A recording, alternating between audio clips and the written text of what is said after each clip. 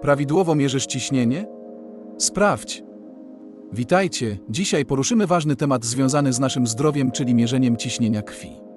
Wielu z nas zdaje sobie sprawę, jak istotne jest regularne monitorowanie ciśnienia, jednak mało kto zna wszystkie szczegóły i pułapki, które mogą wpłynąć na dokładność pomiarów. W tym filmie rozwiejemy wątpliwości i omówimy często popełniane błędy podczas pomiarów ciśnienia tętniczego. Dowiemy się, dlaczego niektóre czynności, o których wcześniej nie myśleliśmy, mogą znacząco wpłynąć na wyniki. Omówimy, dlaczego odpowiednie przygotowanie się do pomiaru jest kluczowe, jakie błędy mogą wyniknąć z nieprawidłowej techniki oraz dlaczego ważne jest prowadzenie pomiarów w spokojnym otoczeniu. Poznamy również kilka praktycznych wskazówek, które pomogą nam uzyskać bardziej wiarygodne wyniki. Jeśli zależy Ci na tym, aby Twój monitor ciśnienia krwi dostarczał Ci dokładne informacje, jeśli chcesz uniknąć błędów i skutecznie kontrolować swoje zdrowie, to ten film jest dla Ciebie. Zachęcam do oglądania do końca, ponieważ pozyskane informacje mogą naprawdę wpłynąć na Twoją umiejętność dokładnego pomiaru ciśnienia krwi. Zapraszam również do odwiedzenia naszego oficjalnego sklepu Twoje Zdrowie, w którym możecie Państwo zakupić wysokiej klasy ciśnieniomierze, link w opisie. Dzień dobry, jestem Jacek z drużyny twojezdrowie24.pl. Witamy na kanale Twoje Zdrowie 24. Znajdziesz tu wiele przydatnych informacji na temat zdrowego trybu życia. Zapraszamy również do naszego sklepu, którym możecie Państwo wzbogacić się w zdrową żywność oraz inne prozdrowotne produkty. Pierwszym błędem, który znajduje się na dzisiejszej liście, jest krzyżowanie nóg podczas mierzenia ciśnienia tętniczego. Jest to niewskazane, ponieważ może wpływać na dokładność pomiaru. Krzyżując nogi, może dojść do krótkotrwałych zmian w przepływie krwi, co prowadzi do chwilowego wzrostu ciśnienia krwi. To z kolei może wpłynąć na działanie urządzenia do pomiaru ciśnienia, utrudniając otrzymanie dokładnych wyników. Ponadto, taka pozycja może aktywować reakcje odruchowe w organizmie, wpływając na regulację ciśnienia krwi. Aby uzyskać dokładne pomiary ciśnienia, zaleca się siedzenie w spokojnej pozycji przez kilka minut przed pomiarem, trzymając obie stopy na ziemi i nogi nierozkrzyżowane. Unikanie prowadzenia rozmowy podczas pomiaru ciśnienia tętniczego jest ważne z kilku powodów. Przede wszystkim rozmowa może wywołać stres lub wzrost napięcia, co wpłynie na wyniki pomiaru. Pomiar ciśnienia wymaga spokoju i skupienia, aby otrzymać dokładne wyniki. Aktywna rozmowa może także wpłynąć na układ krążenia, a to z kolei może prowadzić do niestabilnych odczytów ciśnienia krwi. Aby uzyskać dokładne wyniki, ważne jest, aby siedzieć w spokojnej pozycji, unikać rozmów i stresujących sytuacji oraz trzymać nogi na ziemi i ręce na stole. To pomoże zapewnić odpowiednie warunki dla pomiaru i dokładną ocenę stanu zdrowia serca i układu krążenia. Tutaj przerywnik, bo jeśli moje filmy takie jak ten są dla Państwa wartościowe, to zachęcam do okazania wsparcia lajkiem oraz subskrypcją. Pamiętajcie o dzwoneczku. Wpływa to bardzo motywująco tworzenie jeszcze większej ilości takich filmów. Zapraszam też na nasz Instagram po jeszcze więcej wiedzy. Wyciszenie organizmu przed badaniem jest istotną rzeczą. Nie jest zalecana aktywność fizyczna na 30 minut przed pomiarem ciśnienia krwi. Ale jeśli o odpoczynku mowa, ten musi pojawić się także tuż po zajęciu właściwej pozycji do samego pomiaru. Dobrze jest odczekać 2-3 minuty w pozycji siedzącej, bezpośrednio przed wykonaniem samego pomiaru. Przejdźmy teraz do samego pomiaru i tego, jakie błędy mogą być popełnione na tym etapie. Jednym z podstawowych błędów jest wybór nieodpowiedniego ciśnieniomierz. Niezwykle istotną kwestią jest wybór odpowiedniego sprzętu do pomiaru ciśnienia tętniczego krwi. Za najdokładniejsze uważa się ciśnieniomierze rtęciowe, jednak te zostały już wycofane ze sprzedaży.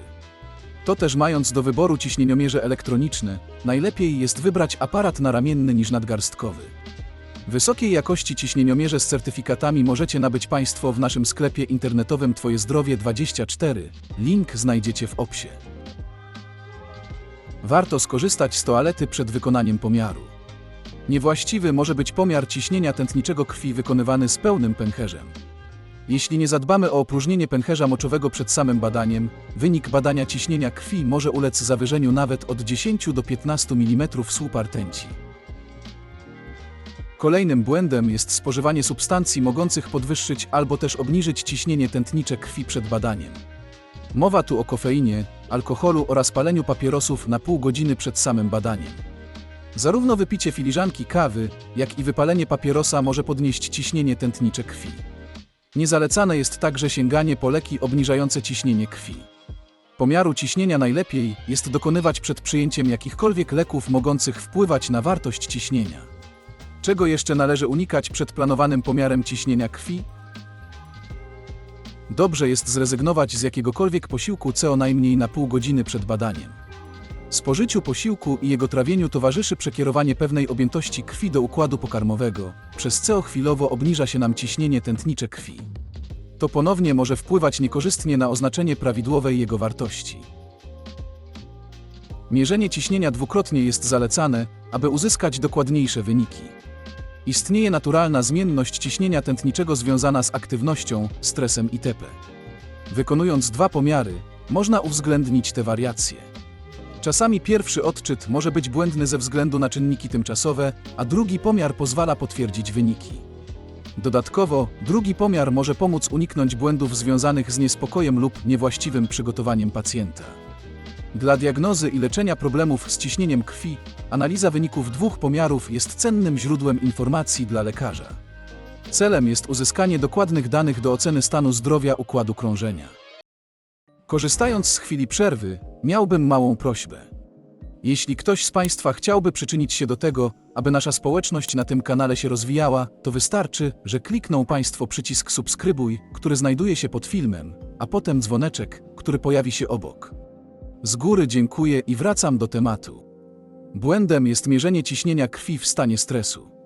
Wówczas wydzielany jest kortyzol, czyli hormon stresu, który powoduje przyspieszenie akcji serca i wzrost ciśnienia tętniczego krwi. Wpływ stresu na wartość ciśnienia najlepiej obrazuje tzw. efekt białego fartucha, czyli uzyskiwanie znacznie wyższych wartości ciśnienia podczas pomiarów w gabinecie lekarskim. Niektóre osoby mierzące ciśnienie w domu uzyskują niższe wyniki niż podczas pomiarów przez lekarza. Wpływa na to oczywiście stres towarzyszący pacjentowi podczas wizyty lekarskiej. Kolejna ważna uwaga: pamiętajmy, aby dokonywać pomiarów zawsze na tej samej ręce. W badaniach klinicznych wykazano, że wartość pomiarów wykonywanych na lewym i prawym ramieniu mogą się od siebie różnić. Dlatego najlepiej jest wykonywać kilkukrotnie pomiary na obu rękach, określić kolejno, na której ręce występuje wyższe ciśnienie tętnicze krwi i to na niej dokonywać dalszych pomiarów. Dziękuję za poświęcenie czasu i obejrzenie tego filmu na temat błędów przy mierzeniu ciśnienia krwi. Mam nadzieję, że zdobyliście cenną wiedzę na temat tego, jak unikać pułapek i popełniać błędy podczas pomiarów. Pamiętajcie, że dokładne monitorowanie ciśnienia tętniczego ma ogromne znaczenie dla zdrowia. Teraz, kiedy znacie te błędy i wskazówki, możecie bardziej pewnie i skutecznie przeprowadzać pomiary, dbając o precyzję i rzetelność wyników. To małe kroki, które mają ogromny wpływ na nasze zdrowie i dobre samopoczucie. Jeśli ten film był dla Was pomocny, proszę, udostępnijcie go swoim bliskim i znajomym. Dzielmy się wiedzą, aby razem tworzyć zdrowsze otoczenie dla nas wszystkich. Jeżeli Państwo znają jeszcze jakieś inne błędy podczas mierzenia ciśnienia, to możecie się nimi podzielić w sekcji komentarzy tuż pod filmem.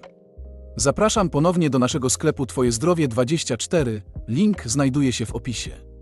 Dziękuję jeszcze raz za oglądanie i zapraszam do subskrybowania kanału Twoje Zdrowie 24. Trzymajcie się zdrowo i do zobaczenia w następnym filmie.